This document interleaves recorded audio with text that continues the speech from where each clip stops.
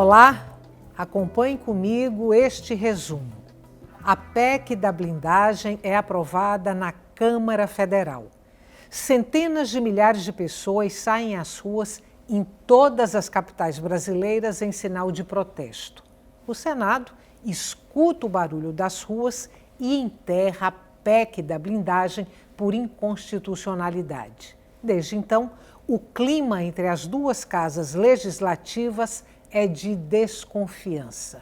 Enquanto venta forte no Brasil, o presidente Lula discursa na ONU, em Nova York, e sua fala repercute positivamente dentro e fora das cercanias brasileiras. Também na ONU, um aceno do presidente dos Estados Unidos, Donald Trump, ao presidente Lula azeda ainda mais o humor dos bolsonaristas que insistem no projeto de anistia ampla para aqueles que tentaram um golpe de Estado. Os dados estão rolando e quem vai nos ajudar a entender este cenário nervoso é o cientista político Sérgio Ferraz, convidado de hoje do Opinião Pernambuco. Sérgio, muito grata mais uma vez por sua presença aqui no Opinião Pernambuco, onde, aliás, você é sempre muito bem-vindo. É um prazer estar com você. Obrigada. Quero começar pelos os discursos de Lula e de Trump na ONU, o encontro dos dois, os afagos. Desde então, não se fala noutra coisa, e principalmente aí na perspectiva de um encontro agora entre os dois presidentes.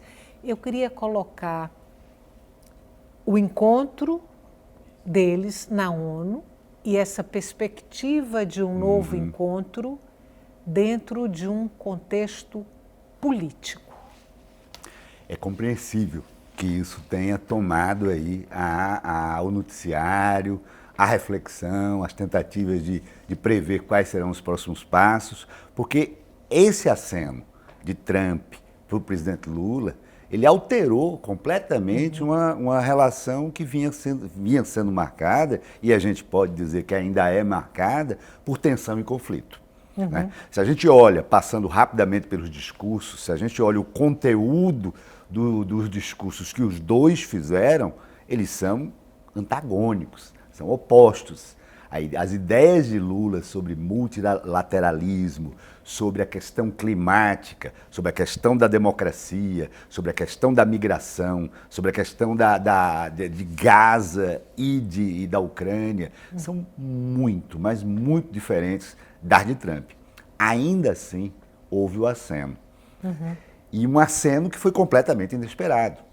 Né? A gente viu que não foi só inesperado para a delegação brasileira e para Lula, foi inesperado para os próprios americanos. Né? Todo mundo viu a cara lá do Marco Rubio, do pessoal do Departamento do Estado, que ficou completamente pego no contrapé com aquilo dali. Hoje, passado alguns dias, a gente sabe que aquilo foi construído. Né? Aquilo não foi por acaso. Né? Primeiro que o próprio encontro, né? Você tem vários caminhos pelos quais você pode sair digamos assim, dos bastidores para chegar no púlpito da ONU e depois voltar. O próprio Trump também teria várias alternativas. Né? Não é que foi acertado aquele encontro ali, mas os dois eu acho que se dispuseram. Né? O Trump chegou um pouco antes e Lula voltou pelo caminho que ele tinha usado para entrar, quando ele poderia ter ido direto para a delegação, sentar lá com Mauro Vieira, Celso Amorim, Janja e as outras pessoas da delegação. Mas hoje a gente já sabe que esse encontro, ele refletiu uma evolução que já vinha de algumas semanas e que me parece que o marco divisório foi o julgamento de Bolsonaro. Né? O julgamento de Bolsonaro chancelou a pena, a punição. Os 27 anos sinalizaram para o governo dos Estados Unidos que os tribunais aqui, que o Poder Judiciário não ia se dobrar, que o Poder Judiciário era e é efetivamente independente da presidência da República. Né? Então isso obrigou o governo dos Estados Unidos a começar a recalcular a rota. Tanto é que o relato que a gente começa a ler dos diplomatas, dos empresários envolvidos, de todos os atores, é que é mais ou menos dias depois da data do julgamento, que as respostas, que até então não apareciam dos canais com os Estados Unidos, começaram a surgir.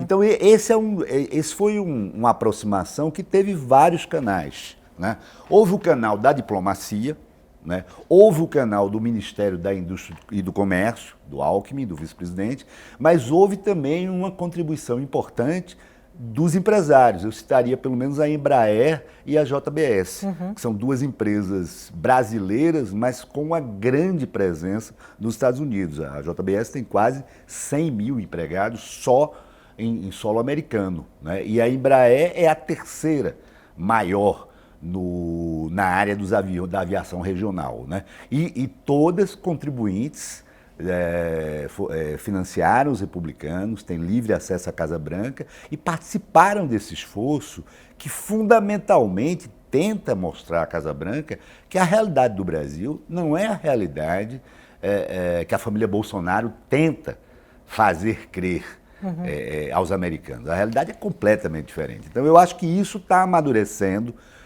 foi isso que levou a esse recálculo da rota. A gente não sabe para onde isso vai exatamente, mas que há, sem dúvida, o que a gente pode dizer é o seguinte: o monopólio da interlocução com a Casa Branca, que até pouquíssimo tempo atrás era da família Bolsonaro, esse monopólio acabou. E há uma chance do Brasil e dos Estados Unidos começarem a conversar de uma forma mais adulta e mais objetiva. Antes da gente entrar em assuntos mais brasileiros, você falou aí no discurso de Lula e no discurso de Trump na ONU, que são antagônicos, né? Aí eu queria trazer aqui para você uma observação da jornalista Clarissa Carvalhais. Ela acompanhou de Nova York a reunião da ONU. Aí ela, analisando esses dois discursos, de Lula e de Trump, ela diz o seguinte: sob qualquer ângulo, os discursos de Lula e Trump demarcam a fronteira entre a razão e a barbárie que define a batalha civilizatória deste início de século. É tudo isso? Eu concordo com ela. Eu tendo a pensar muito parecido com isso, porque, de um lado, o discurso de Lula foi histórico, um discurso em que ele foi extremamente feliz ao colocar a encruzilhada em que o próprio Ocidente está, né, na medida em que se assiste a um genocídio em Gaza, sem que absolutamente nada se mova para conter, para deter essa barbárie. Não é exagero se usar esse termo, né? E também isso não é retórica. Há um relatório da ONU que acabou de ser publicado atestando, em termos jurídicos, a barbárie. É um relatório extenso em que se examina todo o conceito de genocídio, se examina as evidências levantadas a partir dos acontecimentos em Gaza e se chega à conclusão que sim, se está diante de uma tentativa de exterminar um povo. Uma das primeiras pessoas a usar essa expressão genocídio para o que estava acontecendo em Gaza foi o presidente Lula. Sim. E na época ele foi bombardeado de todos os lados. Analistas políticos, comentaristas, a mídia brasileira caiu de pau em cima do presidente Lula quando ele falou que o que acontecia em Gaza era um genocídio. E hoje mais nenhuma dúvida sobre isso. Inclusive, Estela, é muito importante que a gente ressalte o que o próprio presidente Lula fez questão de enfatizar no discurso na ONU, que é o fato de que você tem judeus dentro e fora de Israel lutando e denunciando essa barbárie, lutando e denunciando, lutando contra o genocídio e denunciando esse governo de extrema-direita que está destruindo a própria imagem do Estado de Israel. Né? Então é muito importante que se diga isso para que não se confunda essa denúncia com qualquer tipo de antissemitismo. O problema do presidente Lula, o problema da opinião pública mundial não é contra os judeus, até porque os judeus, boa parte deles estão denunciando dentro de Israel, fora de Israel, denunciando esse absurdo. O problema é um governo enlouquecido de fanáticos, de criminosos, de delinquentes, de criminosos de guerra, que estão acabando, tentando acabar com o povo, mas que, na verdade, o que eles estão fazendo é acabar com toda a credibilidade que foi construída pelo Estado de Israel, né, numa longa história do sofrimento do povo judaico. Quer dizer, os crimes que essas pessoas cometem não são só contra os palestinos, eu acho que são contra o povo judaico também, o povo judeu também. Vamos voltar para o Brasil. A família Bolsonaro, que até há pouco, até esse encontro ali na ONU, se sustentava a partir da Casa Branca. Essa relação agora, essa interlocução, você usou essa expressão, até há pouco os únicos interlocutores com a Casa Branca eram a família Bolsonaro, e isso agora está se quebrando, está se rompendo. O futuro político da família Bolsonaro, se esse laço com a Casa Branca se esgarça ou se ele se rompe? Pois é, aí tem várias coisas, né? Eu acho que era bom a gente pensar que tudo ainda é muito indefinido, inclusive o objetivo do próprio Trump, né? Então a gente está trabalhando, quando a gente olha para as análises, para o que as próprias pessoas no Itamaraty, no meio político estão pensando, há quem esteja ainda muito cético. Aquela hipótese de que se trata de uma armadilha não pode ser descartada completamente, né? Nessa hipótese, haveria ainda a continuação do laço com os Bolsonaro. Mas a maior parte das pessoas apontam, diferentemente, para um cenário de, como eu falei antes, de recálculo de rota, né? Então, eu diria que há claramente, dentro do próprio governo brasileiro e no meio empresarial, no Itamaraty, dois tipos de abordagem, partindo do suposto, ambos, que Trump estaria aberto para algum diálogo, que não se trataria de uma armadilha. Há um grupo, digamos assim, um grupo que eu acho que é composto principalmente de políticos e de empresários, que aposta numa gestão mais agressiva, numa perspectiva de um encontro presencial, né? Que não se intimida com aquele risco de que, no fundo, Trump poderia constranger o presidente Lula, como ele fez com o presidente da África do Sul, como ele fez com o Zelensky da Ucrânia. Esse pessoal apostaria que o carisma de Lula, a experiência, a capacidade de negociação seriam suficientes para gerar um clima minimamente amistoso com Trump, capaz de fazer uma conversa andar.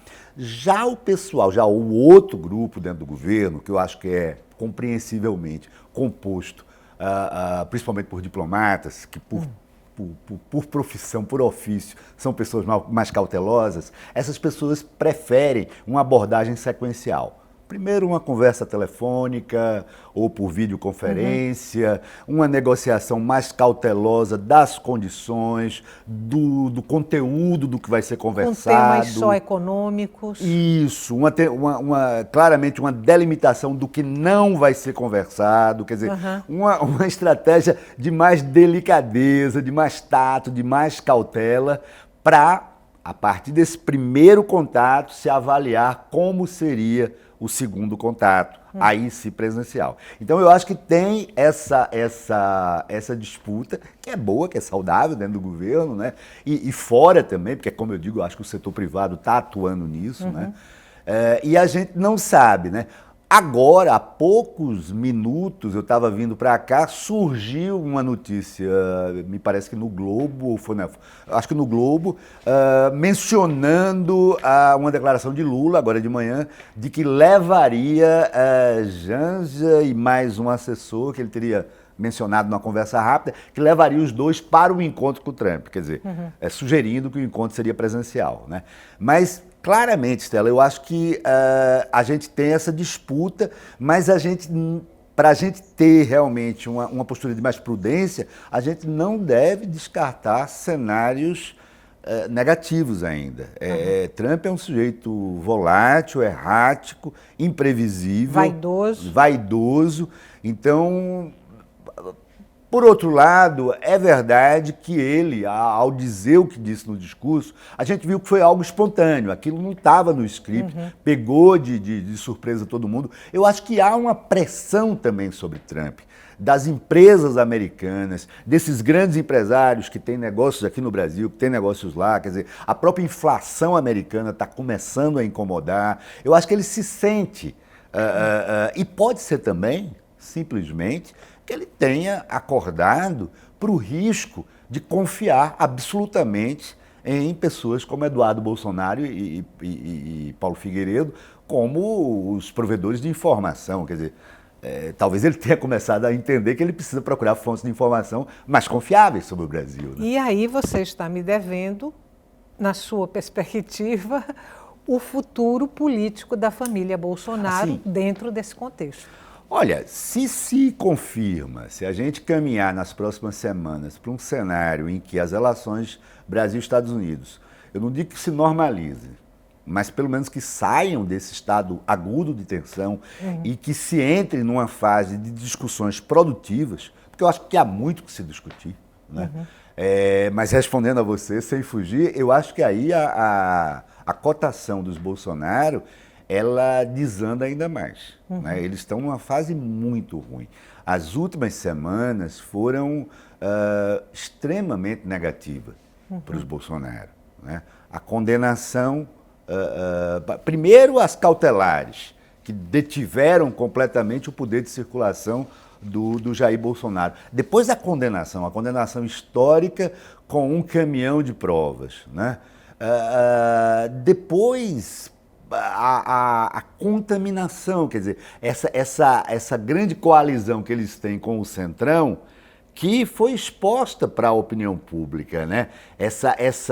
Quando se casou a PEC da blindagem com a anistia, ficou claro que era um grande projeto de impunidade geral, impunidade para golpista, para quem tentou subverter o voto do cidadão brasileiro, acabar com a nossa democracia, mas impunidade para o político. Porque pela PEC da blindagem você não pode mais ser processado de jeito nenhum. A repercussão que isso teve nas ruas afastou o centrão do bolsonarismo? Eu acho que tornou mais difícil. Eu acho que eles têm afinidades, eu acho que, né, a gente está tratando aí de diferentes tons da direita, né? Eles sempre, de alguma maneira, vão se aproximar, mas claramente, quando a gente compara a votação na Câmara, o repúdio da sociedade nas ruas e a postura do Senado logo depois, a gente vê que deu um curto-circuito. Né?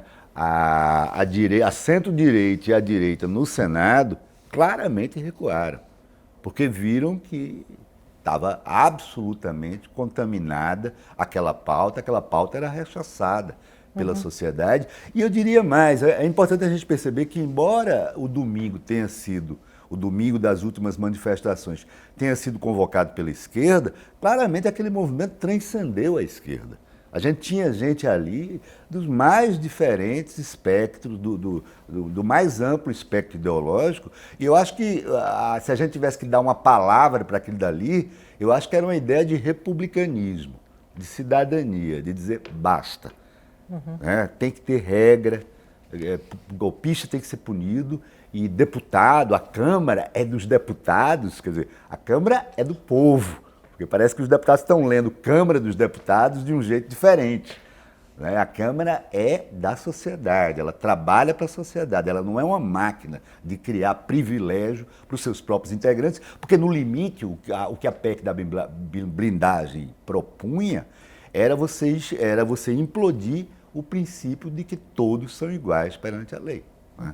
Então, eu acho que houve uma mudança muito grande e que esse casamento bolsonarismo-centrão entrou numa crise profunda. Eu ia te fazer uma pergunta que estava associada a isso. André conversou comigo aqui no fone e eu me perdi. Estou tentando me achar. Enquanto eu me acho, vamos para a dosimetria.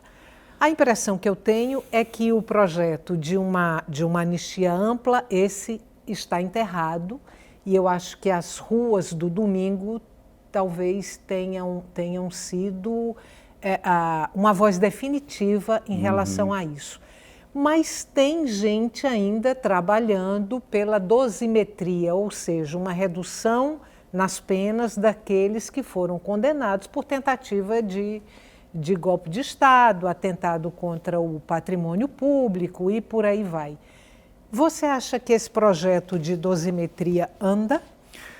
Eu vou te ser muito honesto. Eu diria que hoje, na Câmara dos Deputados, eu vejo sim maioria de votos para alguma iniciativa de dosimetria. Agora, alguma iniciativa de dosimetria é algo que eu reconheço é aberto.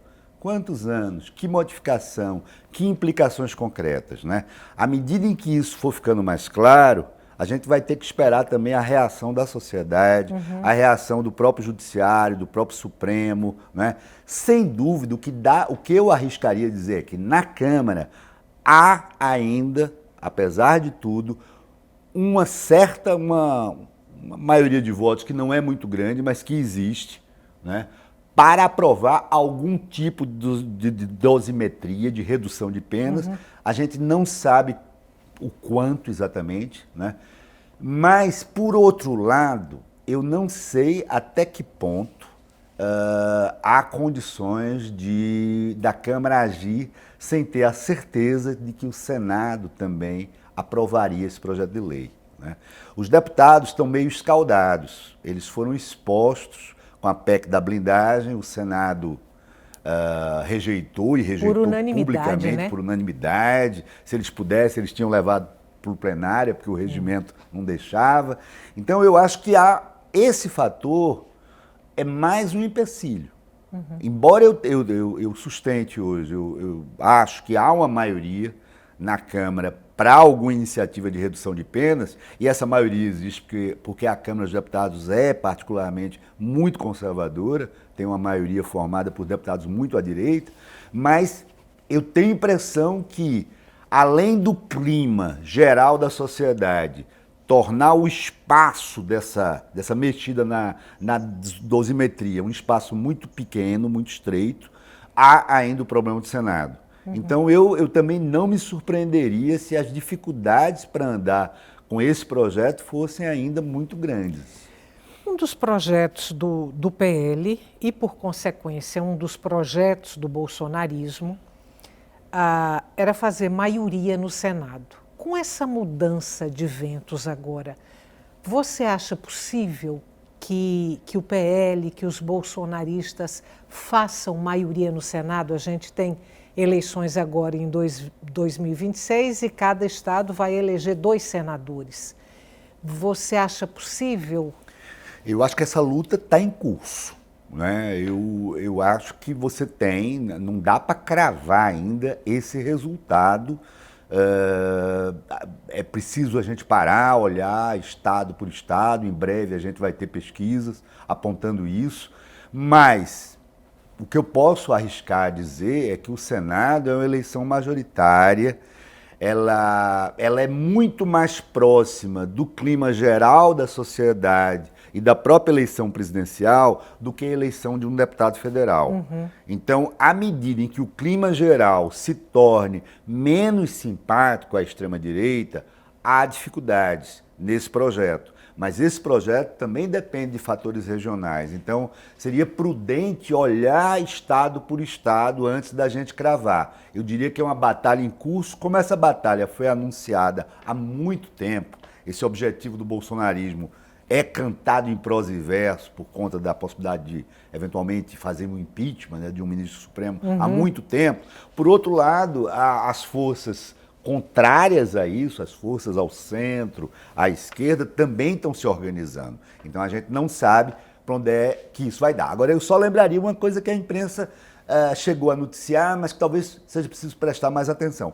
Há uma ação proposta ao Supremo Tribunal Federal que vai interferir no procedimento de impeachment do próprio ministro do STF, que está sob a relatoria do ministro Gilmar Mendes. A lei de 1950, ela não detalha o trâmite. E uma das coisas que se comenta é que haveria uma redução no número de agentes legitimados a fazer a denúncia. No limite, o único agente legitimado, por uma proposta que se conversa aí, seria o Procurador-Geral da República. Esse tipo de modificação institucional tenderia a dificultar muito um impeachment, o êxito de um impeachment de um ministro do Supremo Tribunal Federal. Mas a gente não sabe se isso vai prosperar. Tenho um minuto e meio para terminar o programa. Queria que você me dissesse se há tempo de Hugo Motta recuperar uma estatura política muito danificada a essas alturas do campeonato. Hugo Motta, presidente da Câmara. Ele não deveria desperdiçar nenhum minuto, porque o que aconteceu com a autoridade da presidência da Câmara foi muito sério. À medida em que os amotinados do começo agora do período legislativo foram recompensados, porque, na verdade, aquela violência que se exerceu contra a Câmara dos Deputados, ela foi premiada porque o acordo qual era? Era votar justamente a PEC da blindagem e a anistia. E foi justamente isso que o presidente Hugo Motta fez. E isso teve efeitos devastadores para a autoridade, porque se ensinou a um grupo de deputados que pela violência você impõe a pauta. Não é no colégio de líderes, não é na discussão racional, ponderada entre os diferentes, é na violência. Ora, se você ensina aos seus pares que é na violência que se ganham as batalhas, você está minando completamente a sua autoridade. Então eu acho que se ele quiser recuperar a autoridade dele, ele vai ter que trabalhar muito e rápido, porque está muito abalado. E isso é muito ruim para o Brasil, porque a pauta da Câmara dos Deputados fica completamente imprevisível. Você acha que chega a ameaçar uma reeleição dele na Paraíba? Pelo estado da Paraíba? Não chegaria a isso, porque a eleição de deputado federal é uma eleição de nicho muito específico. Mas talvez ameace claramente projetos majoritários, como o do Senado. Me parece que há um projeto, por exemplo, do pai dele ser candidato ao Senado. Se continua nesse ritmo, uma presidência tão, digamos assim, desprovida de critérios transparentes, né, decisórios, que não se impõe contra, eu digo, não é contra a direita e a esquerda, é contra a violência. Porque você não pode admitir que o método no parlamento de se decidir pauta seja porrada, né? Então eu acho que ameaça, sim, não a eleição de deputado federal, mas qualquer pretensão majoritária e mesmo a pretensão de se reeleger em 2027, quando a gente vai ter um outro cenário. Talvez seja um presidente de Câmara de um biênio só. Terminamos. Muita coisa para pouco Hoje tempo. Passou mais rápido. Muita coisa para pouco tempo. Obrigada mais uma vez. Muito obrigado, Estela. Um prazer estar com vocês. Volte sempre.